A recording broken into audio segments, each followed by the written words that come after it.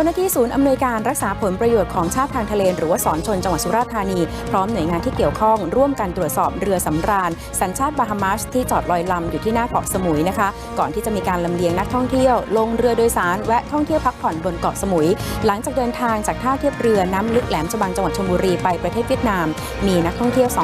2,498 คนและลูกเรือ 1,034 คนซึ่งเจ้าหน้าที่ได้มีการตรวจระบบและอุปกรณ์ความปลอดภัยประจำเรือพบว่าเป็นไปตามหลักเกณฑ์ที่กฎหมายกำหนดนอกจากนี้ยังมีการคัดกรองนักท่องเที่ยวสร้างความมั่นใจ